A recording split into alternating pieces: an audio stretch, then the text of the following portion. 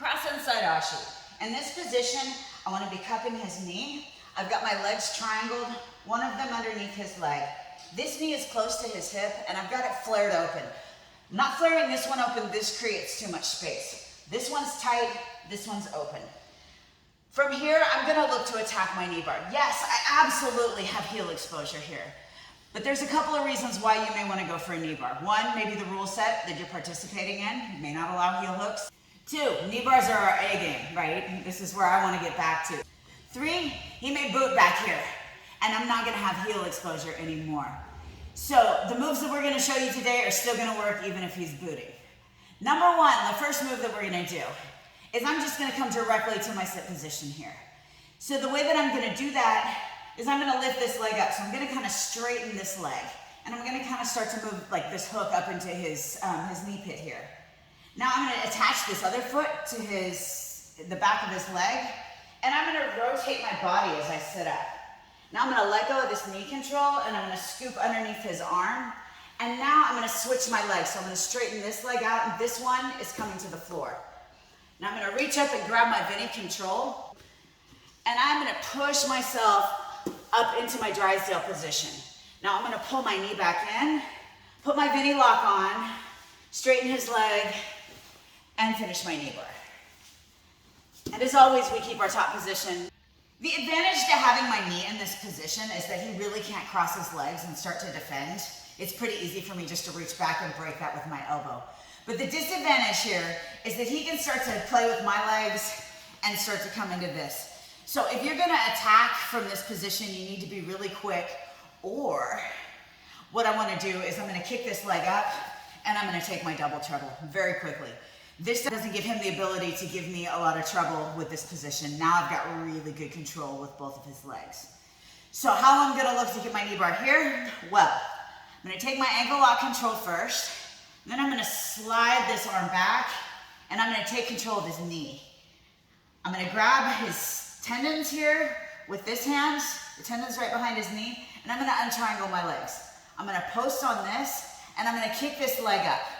So there's a couple of things I can do here. First, I can just kick it up just enough to get my knee in, and then I'm gonna slide back down. This is gonna give me a pretty quick tap on the knee bar. What I wanna do here, I'm gonna cross my legs again, and I'm gonna pinch. This is gonna keep his knee pretty stable. Now, he can move his foot a little bit, but however he moves his foot, I'm looking to connect my pressure exactly in line with his heel and his toes. So if he's here, I can get a tap. If his toes are down a little bit more, I can get a tap. That's how I'm gonna put my pressure on the back of his leg, either way. Once again, if this doesn't work, I'm gonna pull this leg out. I'm gonna bring my foot into his knee pit. I'm gonna grab my Bendy control here, and I'm gonna push myself back up into my DRYSDALE position. All right, so I'm gonna take his ankle again, come underneath, but now when I pull him over, maybe he wants to defend a little bit more, maybe he understands that his legs are in danger here, so when I kick him over, I'm gonna give him a real good kick, and he's gonna invert.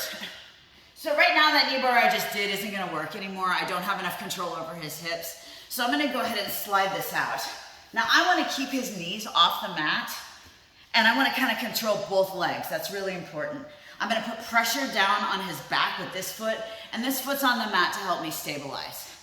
Now, depending on what he's doing with his arms, if he's on his elbows or if he's gone flat, like some people will do if they don't wanna get swept, what I'm gonna do is I'm gonna give him a little bit of a push, and I like to start by putting my shin right below his glute here.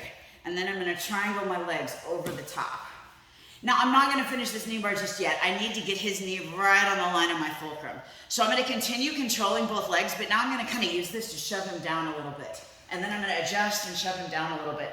And I'm looking to get his knee line right on my hip line. So when I do that, now what I'm gonna do is I'm gonna put his Achilles like right into my elbow pit. This is gonna give me really good control, and I'm gonna press it into my chest. And I'm gonna pop my hips up until I get a tap. Now it should happen a little bit quicker than that, so watch what happens when I make one more little adjustment. Here, now when I pop up, it comes really fast. But again, sometimes this spot is kind of hard to find, and if you can't find this spot, you don't want to hang out anywhere in no-gi for too long. So what I'm going to do now is I'm going to look to get my sweep. So I'm gonna start to kind of get like a C grip on this foot here.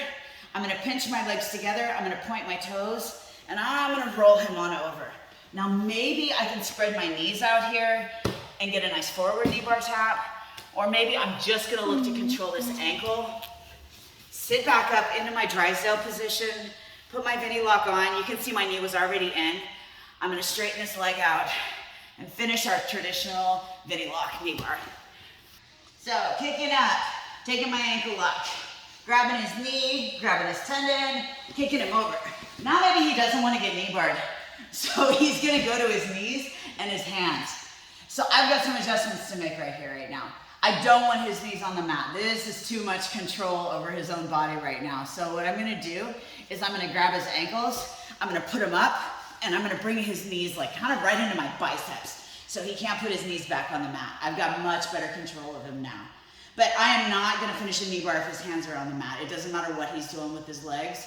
I can't control his hip line enough to get the pressure down and up that I need. So what I'm gonna have to do here is go for a sweep. I'm gonna kick his arm out. And as I do that, I need to be mindful of this leg.